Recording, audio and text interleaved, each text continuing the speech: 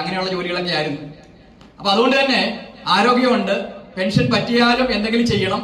പക്ഷെ അങ്ങനെ ചെയ്യുമ്പോൾ എനിക്ക് ഇഷ്ടമുള്ള അല്ലെങ്കിൽ എൻ്റെ ലിമിറ്റിന് പറ്റുന്ന രീതിയിലുള്ള ഏതെങ്കിലും രീതിയിലുള്ള ബിസിനസ് ചെയ്യണമെന്നാണ് ആഗ്രഹിച്ചിരുന്നത്.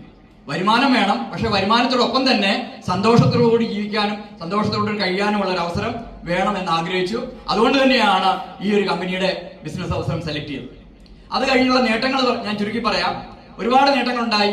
ഈ ഒരു ബിസിനസ്സിലേക്ക് വരുന്ന സമയത്ത് ഉപയോഗിച്ചിരുന്നത് ഏതാണ്ട് ഒരു 12 വർഷത്തോളം പഴക്കമുള്ള ഒരു കാറാണെങ്കിൽ ആ കാറ് മാറ്റി ഒരു വർഷം കഴിഞ്ഞപ്പോൾ പുതിയൊരു കാറ് വാങ്ങിച്ചു. ഏതാണ്ട് ഒരു 14 ലക്ഷത്തിന് മുകളിൽ വിലയുള്ള ഹുണ്ടായുടെ വെർണ വാങ്ങിച്ചു. അതിനുശേഷം നിലവിൽ ഇപ്പോൾ ഉപയോഗിക്കുന്നത്, കഴിഞ്ഞ 2.5 വർഷത്തിലേറെയായിട്ട് ഉപയോഗിക്കുന്നത് ഒരു സർക്കാർ ഉദ്യോഗസ്ഥന്റെ സ്വപ്നത്തിൽ പോലും ഇല്ലാത്തൊരു വാഹനം, മെഴ്സിഡസ് ബെൻസ്. അത് കഴിഞ്ഞ 2 വർഷമായിട്ട്. അത് മാത്രമല്ല, വീടിനടുത്ത് തന്നെ, ഞാൻ താമസിക്കുന്ന വീടിനടുത്ത് തന്നെ ഒരു സ്ഥലവും വീടും കൂടെ വാങ്ങിച്ചു. കേരളത്തിന്റെ വെളിയിൽ ബോംബെയിൽ പൻവേൽ എന്ന സ്ഥലത്ത് എന്റെ മോന് ഒരു ഫ്ലാറ്റ് വാങ്ങിച്ചു കൊടുക്കാനും എനിക്ക് പറ്റും. ഇങ്ങനെ ഒരുപാട് നേട്ടങ്ങൾ ഉണ്ടാക്കി എന്ന് മാത്രമല്ല, ഇതിനേക്കാൾ നേട്ടങ്ങൾ ഉണ്ടാക്കിയ ധാരാളം ലീഡേഴ്സിനെ സൃഷ്ടിക്കാൻ കഴിഞ്ഞു എന്നുള്ളതാണ് അതിനേക്കാൾ വലിയ ഒരു നേട്ടം.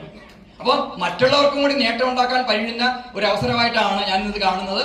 അതുകൊണ്ട് തന്നെ വളരെ ശക്തമായിട്ട് ചെയ്യുന്നു. ടീമിൽ ധാരാളം ലീഡേഴ്സ് ഉണ്ട്. ഇന്ന് കേരളത്തിൽ മാത്രമല്ല, ഇന്ത്യയിൽ മാത്രമല്ല, ഇന്ത്യക്ക് വെളിയിൽ ഖത്തറിലും എന്റെ കൂടെ ബിസിനസ് ചെയ്യുന്ന ആൾക്കാർ ധാരാളമുണ്ട്. അപ്പൊ ഇത് എവിടെ വേണമെങ്കിലും ചെയ്യാം. നമുക്ക് ആ പ്രോഡക്റ്റുകൾ അവിടെ എത്തിക്കാനുള്ള ഒരു പ്രയാസം മാത്രമേ ഉള്ളൂ. പക്ഷെ നാളെ അതിനുള്ള ഒരു അവസരം കമ്പനി താമസിയാതെ പ്രൊവൈഡ് ചെയ്യുമെന്നാണ് കേട്ടിട്ടുള്ളത്. അപ്പൊ അതുകൊണ്ട് തന്നെ നാളെ നമുക്ക് എവിടെയും ചെയ്യാം. ഇന്ന് ഈ ഒരു അവസരം പുതിയതായിട്ട് കേൾക്കാമെന്നവരോട് പറയാനുള്ളത് ഇത്രയേ ഉള്ളൂ. നമ്മുടെ ഇന്ത്യ മാറിക്കൊണ്ടിരിക്കുകയാണ്. ആണോ? ഒരുപാട് ഡെവലപ്മെന്റ്സ് ആണ് വരുന്നത്. നമുക്കറിയാം, 47 ഇന്ത്യക്ക് സ്വാതന്ത്ര്യം കിട്ടിയപ്പോൾ അന്ന് മുതൽ നമ്മൾ കേൾക്കുന്ന അല്ലെങ്കിൽ നമ്മൾ പഠിച്ച നമ്മുടെ പുസ്തകങ്ങളിൽ വായിക്കുന്ന ഒരു കാര്യമാണ്, ഇന്ത്യ ഒരു വികസിച്ചു കൊണ്ടിരിക്കുന്ന രാജ്യമാണ്. ശരിയല്ലേ?